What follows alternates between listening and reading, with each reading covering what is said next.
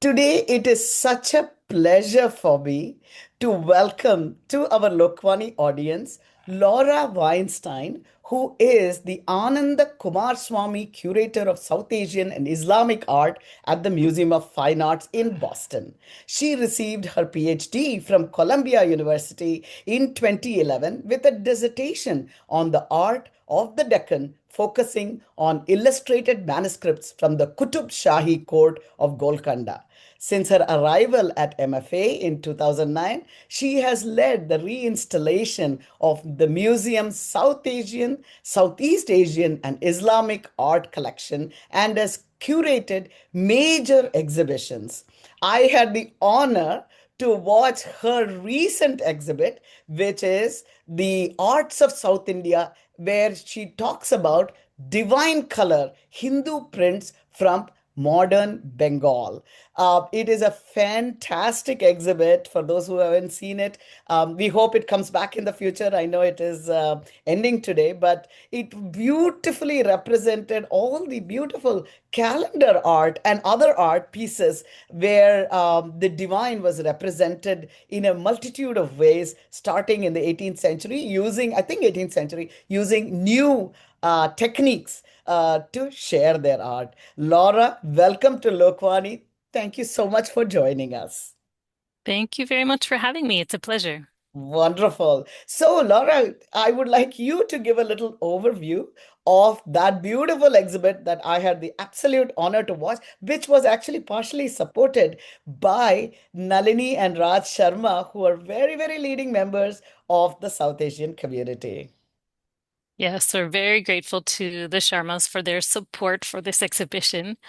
And let's see, to give you an overview, I think where I would begin is to say that the Museum of Fine Arts has the oldest museum collection of Indian art in America.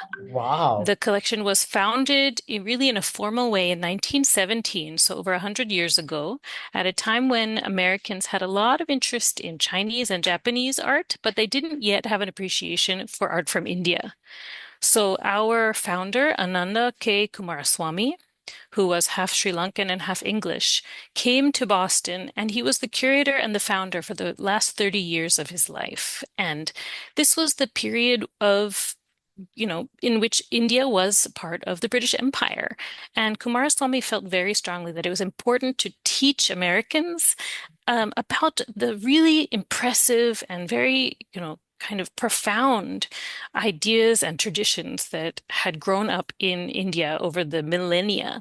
And so he focused on building a collection of art that he could really argue was kind of fine art, equal to anything produced in Western civilization. So his focus was really on amassing a collection of temple sculptures, large stone sculptures, bronzes, and very beautiful court paintings, the Mughal, the Rajput court paintings. So this collection is absolutely a superb collection that it's really an honor to work with. However, Coomaraswamy did not collect the art of his own time. He felt that the art of the 19th century and the early 20th century, due to colonialism, was in India, that art had become kind of contaminated and degraded by Westernization. And so he just did not feel that it was important to include art from the 19th or early 20th century when you're representing what makes India great, because he didn't feel that it was at its height. And so now here I am 100 years later or so, and I see part of my role as the curator here to begin to fill in some of those gaps. So I have focused on collecting art specifically from the 19th century in order to begin to tell the story of the colonial period through art.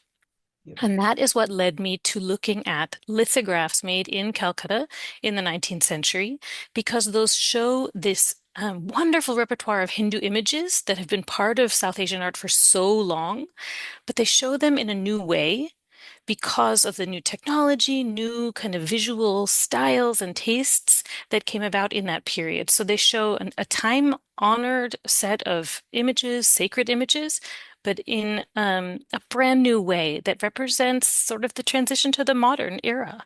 Yeah. Beautifully said, beautifully said. And I think for most Hindus today, these are the images that are more familiar. I mean, unless of course, I mean, these are the images that are at our homes, In the temples, of course, they continue to be very traditional and very, following the ancient agamas and all that. So it was really fantastic to see that. So, but I was really curious, Laura, where do you get, like, who stored these quote unquote calendar images, which in my home, you don't keep it. And where did you get it and how did you acquire it?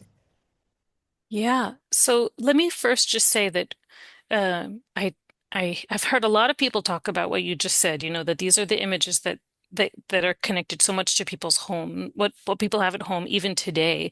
But what I found is that very few people, have a chance to really sit down and think about those images because Yeah. they're just part of daily life. So one of the goals of this exhibition is to actually tell the story of when this type of image that so many people have at home was born. When and how and where and why, how did it emerge? And so that meant going back and finding an art dealer that was selling some of the very, very earliest color prints made in India. So those really did begin to emerge in India around 1870. Mm. And the question of how these prints, these earliest works of calendar art survive is a great question. I think there's a wonderful scholar who writes about devotional prints, and these are prints, meaning Right. images that are reproduced, made in multiples. And he says sacred devotional prints are often cherished to oblivion. So when prints are used for devotion, they fall apart. Yes. They go, so I think that the ones that have survived from the 1870s basically are ones that were never used for devotional Mm. purposes. They weren't Mm. hung on the wall for Mm. whatever reason. They were tucked away in a closet. They were kept in a workshop, in a basement, and somehow they kind of survived all of these decades. And Yeah. then what happened was an art dealer based in New York City with a long standing interest in print and early prints from Europe and from America, went to India and started looking for these earliest examples of Indian prints and collected them and brought them to the US to start to try to promote this as an art form because it's really overlooked. People don't, because there's so common today, people don't realize like, oh, even especially the earliest prints in this tradition are beautiful and artful and represent a real creative kind of watershed moment. Yeah, no, I totally agree with you. When I saw that, till I went there, I didn't think of the art value of it as well. And of Hmm. course, I mean, most of us in the South, especially, are very familiar with Ravi Verma's work, which, became the gold standard. I mean, if I think of, Lakshmi or Saraswati, it's Ravi Verma's, image of that Right. comes. And so that was very, very interesting to see the earlier works, which looked very different. Also, so Right. many of the representations were not what I was used to. And again, the other interesting thing for me was those artists who did it were probably hired by the studios. It seems like we don't know their names even, and they are such great artists. So to bring that out was Great point. a really, really, really beautiful, I thought. So Laura, I don't understand. I think many of our audience may not understand what is curation. And two questions to you. First of all, you as living in America, how did you get interested in South Asian art or Islamic art? And did you PhD in it? And what does it take to do curation? Oh, that's a big question. But I- okay, so I grew up right on the border of Edison, New Jersey. And that might be helpful in explaining that sort of how I came to do this. So from the time I was growing up, I was always kind of exposed to different facets of Indian food and culture. And so it was always an interest. And I went and lived in Jaipur for a semester when I was a college Oh. junior. Mhm. And I've been, finding things to study and learn about in India ever since. So it's been about 25 years of learning. And obviously, there's still so much that I haven't seen and studied. Um, when I lived in Jaipur that one semester, I also did a homestay, which is a wonderful thing that people do often. And I lived with a Muslim family. And, I was fascinated by the way that I uh, began to understand a little bit about, kind of Muslim cultures of South Asia. Right. And so that was maybe the beginning of learning about that. And then I studied the art of the Mughals. And so and then working on the Deccan as well, I was looking at kind of Persianate cultures of South, Central India. So I've always been really interested in how Islamic art and South Asian art kind of intersect and overlap in interesting ways. Here at the MFA, the collection is very strong in Hindu and Buddhist art. There's not that much from the Deccan, but we do have some wonderful Mughal paintings and textiles. And so once I got to the museum, I started working with the collection that we have, which is about 8,000 objects. And so as a curator, you pick, you work on things that you have in storage here because those are the objects that we can share with the public, that we have a duty to share with the public, and we try to kind of research them and also add. So, as I've said, like I did add 19th century objects to the collection. So the fun of curating is kind of like spending time exploring this collection of, thousands of objects and trying to pull out objects that maybe haven't been seen before, or there's new research being done that I can try to share, new stories to tell.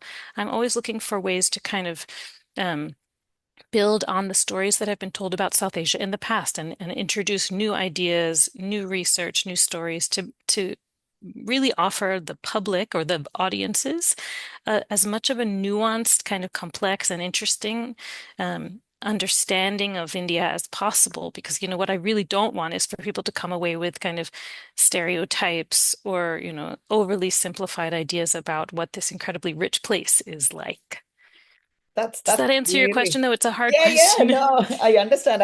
It's not easy. So curation, of course, requires you to pick the pieces. Do you also, obviously, it seems an art to know where to place it and how to make it happen in that space that you have. Is that your role, or do you take other help for that as well? Yeah, that's a partnership. So, like for example, for the exhibition that has just finished, Divine Color, Hindu Prints from Modern Bengal, I worked very closely with kind of a team. So we had an interpretive planner, we call it, which is basically somebody who really helps the curator to shape the text that goes with the objects to make Ah, sure that it's coherent and accessible. And then we also have a graphic designer and an exhibition designer. So the ah. four of us work very closely, meeting every other week for, practically 2 years to think about how to kind of where to place things and how to make sure it was kind of understandable to people and interesting. And so, yeah, it can't be done alone. And I know you wanted to talk about also like, uh, reaching beyond Yeah, the MFA team. And, yeah, and so we did a lot of that for the Bengal show as well. yeah. We had a couple of great kind of like almost like focus groups, kind of discussions here at the museum where my team met with um, folks from the Bengali community in the Boston area, asking them about their own experience with calendar art, memories, associations, beliefs about this art form.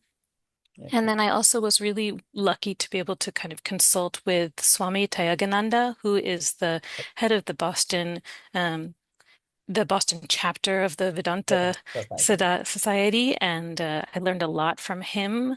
Um, and just tried to kind of bring in as much of those kind of outside perspectives as possible in order to kind of really represent this very specifically Bengali tradition. And, Yeah, I know it does not represent all Hindus yeah, everywhere yeah, or yeah. all forms of calendar art everywhere. It's really regional. Right. And so, my goal was really to make sure that Bengalis who would come to the show would feel that their tradition was respectfully, accurately represented. Absolutely. I mean, I loved, the Dasha Mahavidya was presented and a lot of Shakta and different views of Shakta too. That was really interesting to see that. The same story of Sati was presented in two different places in two different ways. And I thought that was a very interesting thing where, you had it for both from the Dasha Mahavidya perspective and the other scriptures. So very beautifully done. I was Hmm. very impressed. And the pieces too, some of them, the Shiva Vishnu integration. I saw one of them so beautiful, one coming on a bull and one, and Oh, then yes. oh my God, what a beautiful piece that was. I'd never seen anything like that. So some of the art was very, very, very beautiful, very symbolic, and it's very Hmm. clear that you have done. So I was just going to ask you that what has been the response from both the South Asian and non-South Asian community to this art? Because I assume your potential audience is both, and I didn't know Sure, what sure. your responses that you have received have been. The pleasure of giving tours of the exhibition, and I have given a lot of them over the last 4 months, is that everybody has their own reaction. Yeah, And, it's so interesting to see what people notice. So the different reactions have been very varied. But I can tell you that when I was planning the exhibition, I thought to myself, okay, this is going to be really new to audiences that don't have experience in South Asia. yeah, But I didn't know how much it would be new to people who, maybe grew up in India. So it was a lot of fun to have people say like, "Oh my God, I've had these images in my life, my whole yeah, life, and they were just kind of invisible to me because I've always had them there." So that was great, and people did seem to be excited about hearing that kind of the origin story. yeah. But one of the most kind of interesting experiences in terms of reactions was the final room. And the last room was a collaboration with this nonprofit organization called Tasvirgar, or House of Pictures, Yeah. based in New Delhi. And they are an online archive of South Asian visual culture. And they provided me with about 150 images of prints from the 20th century, not just Hindu devotional images, but also Sikh, Christian, Muslim, and also, Bollywood posters and decorative images and political posters. And so the goal was to really show the 20th century kind of explosion of print.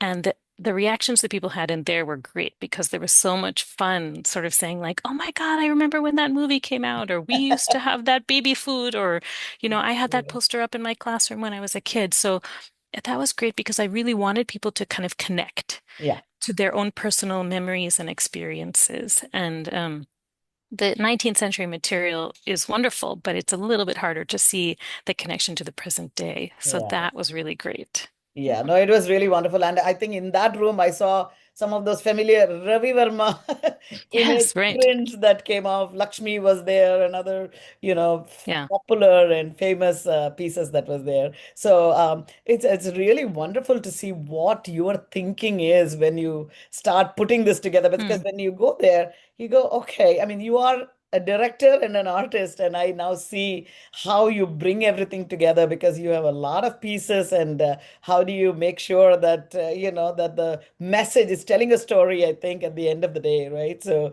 it was really beautiful. So what can we look forward to next, Mm. Laura, from the South Asian collection? I'm glad you asked because I really do want people to know that there's always something new to see. So, in the gallery right next to where we had this Bengali lithograph show is a space where we do a new installation of Indian paintings every 6 months. Oh, So we have one up right now, which is based on a collaboration with a professor at Harvard University, who has done a lot of research into the colors, the pigments that are used to create the colors in traditional kind of Rajput and Mughal painting. So right now we do have an exhibition where we look at how artists in pre-modern India created blue, green, and silver pigments and paints and how oh, they mix those colors. But what I want people to look forward to is in September, it'll be time to kind of turn this over to the next theme. And I think people will really enjoy the next theme. We're going to be showing 12 really monumental paintings from the Pahari region, so kind of Himachal Pradesh area. oh, And we are lucky to have 12 very large paintings by the Pahari artist who was named Manaku. They were painted in about 1730, and they are all depictions of the final chapter of the Ramayana, the story of the Rama and Lakshmana with their army of bears and monkeys coming to Ravana's palace and fort to rescue Sita. And this is a group of paintings that are really rare and special. They haven't been on view for more than 10 years. And we will be putting them up in September, and then we'll show them for 6 months. But because we don't want them to fade, after they've been shown for 6 months, they will again be in storage for many years because we try, every time we show them, then we have to let them rest so that we can be sure that they will be just as vibrant 100 years from now as they are today. So in so the fall will be your chance to see them. My goodness, so excited. So, are you saying that the paintings, if they are allowed to rest, then they don't lose their color and fading? Because Yeah, you work very basically. hard to keep the lighting right and all of that, Right, right? right. We keep the light low, and basically our rule is roughly that if we show them for 6 months, then we have to let them rest for at least 5 years. We figure that if we keep that kind of proportion of exposure and protection, that they will fade in such a minuscule amount that they'll basically stay well preserved for kind of the long term. And that's our goal. We don't want there to be any kind of noticeable degradation. You can't stop, you know, things change, Yeah. over time, but we're doing our absolute best to preserve the Oh my God. objects. So we will keep our eyes out very strongly for that because we won't be able to see it, for 5 years after that, right? And Right. the question I had is how can the South Asian community support you and your efforts, and how can we get involved? Because it's a little bit about our, heritage, and so what can we do to be part of it? I know that one beautiful thing that Nalini and Raj did was actually fund it, but are there that opportunity and other opportunities for the upcoming shows? I think what I would say is, please consider just becoming a member. It's, a member of the MFA. It's not a huge price tag. And once you're a member, you can kind of come and see these shows that we do every 6 months and just kind of like bring your voice, bring your perspective, show up and be part of the MFA community. I really feel like it would be wonderful for the South Asian community to kind of like make the MFA its home, one of its many homes, because we do have such a proud collection, like I said, the first in the US. Um, I also think, for people who are really passionate about art, there are ways to get more involved.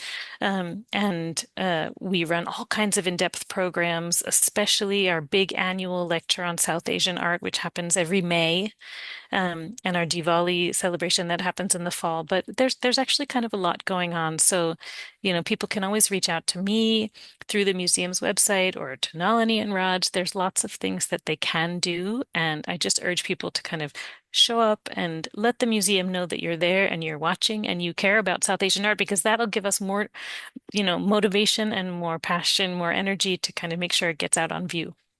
Certainly, we will do that. I mean, I have to say this. When I came there, I did not know what to expect. And my heart was filled with great joy. I think art, that's what it does. And to see the familiar and the unfamiliar, and then, and the divine images, just to know that they are, obviously, not just something that was done on a calendar on a whim, but so much thought went into it. And I loved all the captions that you had put, which really understand what the thought was for the artist to make the prints the way they were, so that the divine can be brought to our home in a beautiful Mm, way. So Laura, I cannot thank you enough for my pleasure. curating this and also for taking the time to talk to me today. So we will keep in touch for sure. And I really hope that more members of the community will become members of MFA. And once we do that, we hope to keep in touch. And we'll talk about the Great. next collection as well.